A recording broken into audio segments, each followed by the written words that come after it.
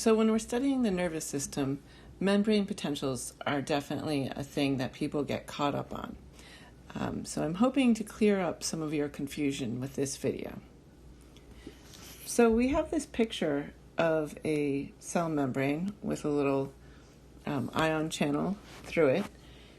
And there's a portion of the membrane that is facing the interior of the cell, and there's a portion of the membrane that's facing the exterior of the cell. And so if this region over here, if we're talking about this area, we use intra, okay, because intra means within. And if we're talking about this area up here, we use extra, right? The exterior is outside, extra. Okay, and so I wanted to make sure that you understood that before we go too far. The definition of a membrane potential is the difference in electrical potential between the interior of the cell and the fluid that is just outside of the cell. So remember that a cell is really full of like a gelatinous kind of fluid, right? And this area that's inside is actually different than this area. This phospholipid bilayer with its selective ion channels prevents certain materials from going through, and there's other kind of mechanisms at play. So you might be a little surprised that there's an electric potential surrounding the cells, but that potential is caused by ions. And if you remember back to biology, ions are just charged atoms or molecules. When I look at the extracellular fluid, so that's the fluid outside the cell, we see a lot of sodium. So I'm going to put an arrow here.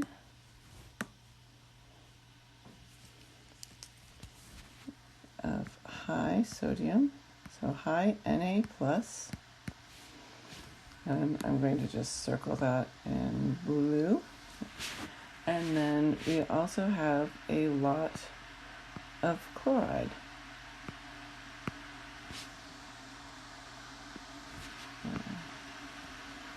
And sodium has a positive charge and chloride has a negative charge. On the inside of the cell, we have a lot of potassium.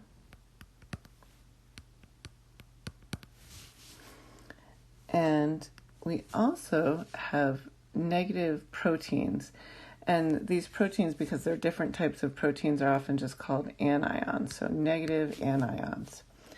And so while we see that there are negative and positive charges on both sides, I'm just going to erase one of those K's, ultimately the outside of the cell is more positive and the inside of the cell is more negative. So I'm just going to put little minus signs over here, and I'm going to put some plus signs over here just so we remember the relationship here. So plus, plus, plus, plus, plus, plus. All right, so the outside of the cell is positive because there's more sodium ions outside than there are chloride ions. And the inside of the cell is negative because there are more anions than there are potassium ions. So this is how it is at rest, okay? And at rest, the difference between here and here, so this isn't a measurement of distance, this is the difference in charge.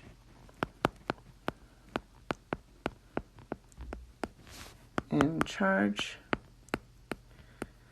is about negative 70 millivolts. Okay, and so this is at what's called resting membrane potential, RMP for short.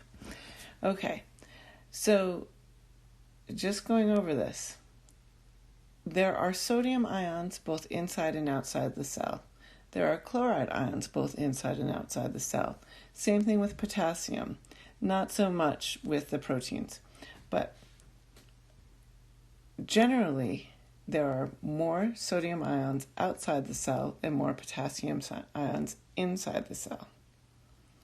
Okay, chloride ions tend to hang out outside, and we have the negatively charged anions balancing a bit the potassium ions. Okay.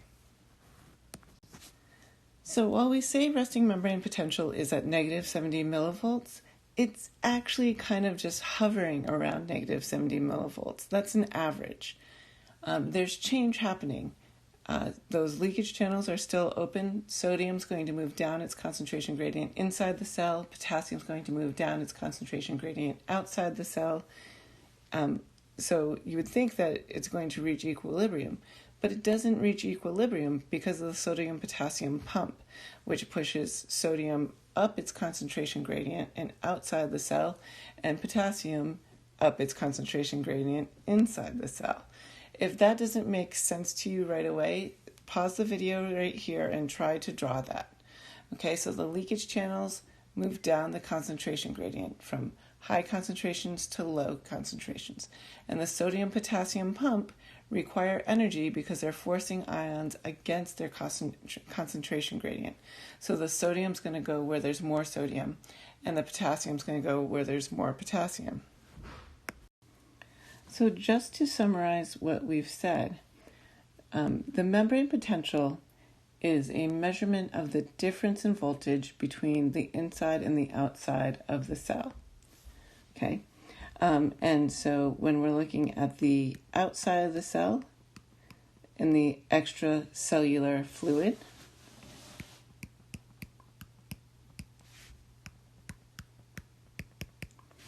we're going to have a high amount of sodium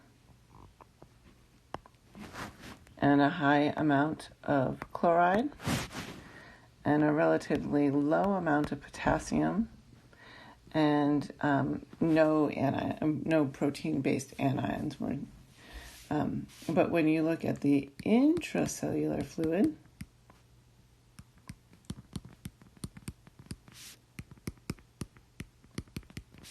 you're going to have a high amount of potassium ions.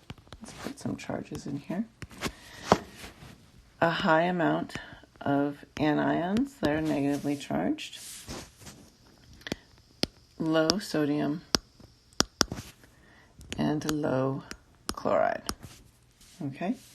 And so this is going to have a positive charge.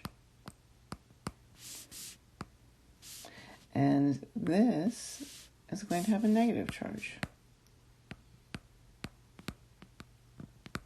Okay? And the average difference between these charges when a neuron is at rest is negative 70 millivolts.